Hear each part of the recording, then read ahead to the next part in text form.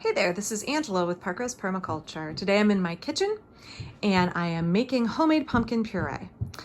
So a lot of fall and winter recipes call for a can or part of a can of pumpkin puree, and there's actually really no need to buy it in the store. It's really easy to make at home, and I'm going to show you how to do that using squash from my garden. So for this recipe, you'll need 2 ingredients. Really easy. First off, you're going to need 1 to 2 small winter squash. And I really like the Burgess Buttercup. If you check out some of my other videos, you can hear me sing the praises of the Burgess Buttercup. It's by far the best winter squash in my opinion.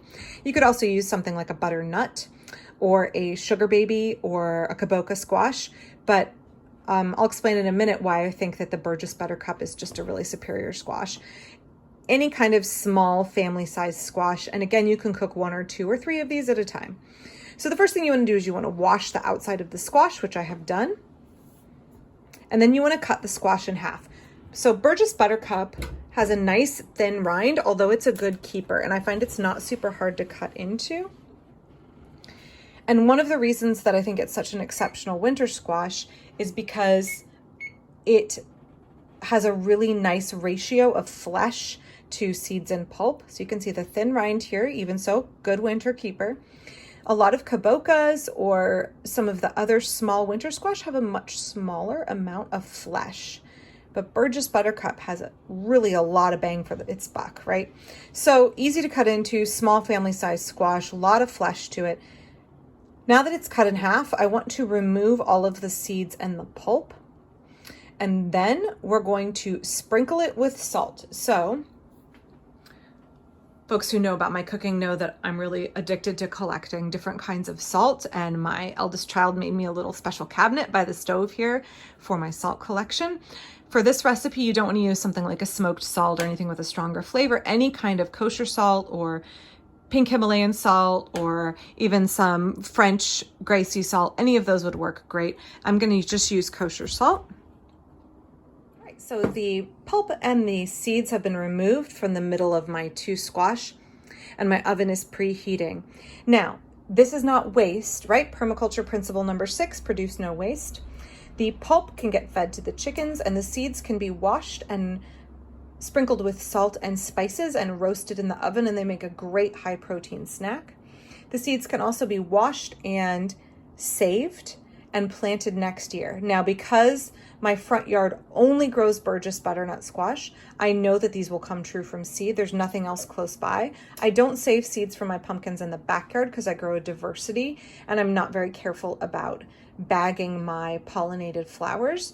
So there can potentially be the mutt pumpkins coming up next year. But I know that the ones from the front yard are very likely to come true from seed, so I do save those. So since these are from my backyard, these are going to be roasted and eaten and the pulp fed to the chickens. So here's my squash. What you want to do is you have 2 options here. And traditionally I would roast these for 40 to 50 minutes at 375. But because I'm trying to be a little bit more energy efficient, I have a loaf of sourdough bread about to go into the oven, and it cooks at 450. So instead, what I'm going to do is cook these along with my bread. Sourdough bread does well when the oven is high humidity. So I either throw water in or I try and roast a vegetable or fruit at the same time, and it adds a lot of humidity to the oven, and I get a better crust on my sourdough. And I'm only running the oven once, right? So it's more energy efficient. So if you wanted to roast these to just eat straight, I would say go ahead and roast them flesh side up. But we're making pumpkin puree. So when you roast it flesh side up, the top gets really caramelized and brown and nice. But we want this to all be really even, and we're going to puree it. So what I'm going to do is I'm actually going to sprinkle it with salt pretty liberally, because the salt is only going to get in on just this cut surface here. Okay, so I'm sprinkling with salt, and then I'm actually going to roast them flesh side down. Okay, so in a 450 oven, what I'm going to do is, let me show you here. I have my stone heating up here, And I'm actually gonna put the squash on the top shelf so the heat is much less intense, and they'll cook for between 30 and 40 minutes at 450 on the very top shelf. If I were to cook them at 375, I would cook them on the lower half of the oven. And what you'll find is they'll get really soft and you'll be able to scoop out the flesh, and then we'll puree it. So the outside rind will kind of collapse a little bit, and you know they're done because they're going to be really steamy. And when you stick a knife in through the outside skin, it's very soft and comes out very easily. There may be some liquid or moisture that comes out with the squash cooking. That's totally fine. That's totally normal. So we're going to pop these puppies in the oven, and I'll be back when they and my loaf of sourdough bread are done. This is what my squash look like after they've been cooking for 40 minutes. You can see that a knife goes in very easily.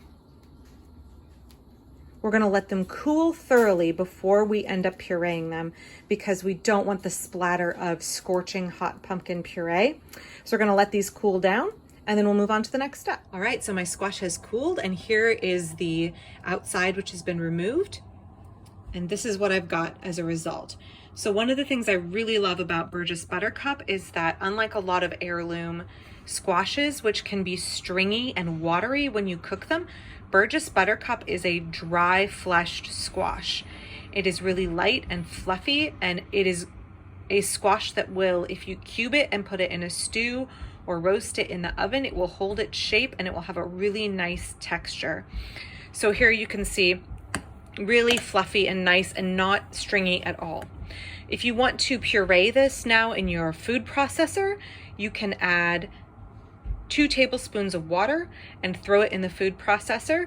Or if you want a more rustic puree, you can just mash it with a fork here. Okay, so after a minute or two of mashing, here is my finished puree. Again, if you want that really silky smooth texture, you can also put it in a food processor with just a little bit of water. A quick note here, if you want to preserve leftovers, you really got to pop it in the freezer. I use 1 to 2 cup measurements. I've seen some old recipes where folks can pureed pumpkin or pumpkin butter. That's a big no-no. You are looking at a dense food that is low acid, and you do not want to hot water bath can this. It is not safe. Botulism can grow in it, but it freezes great. So that's my quick 2 ingredient recipe for pumpkin puree that you can use for pumpkin pie, quick breads, cheesecake, anything like that. Great, easy, don't need to buy canned pumpkin ever again. Just use the pumpkin straight out of your garden. Hope that helps y'all, and I'll be back soon.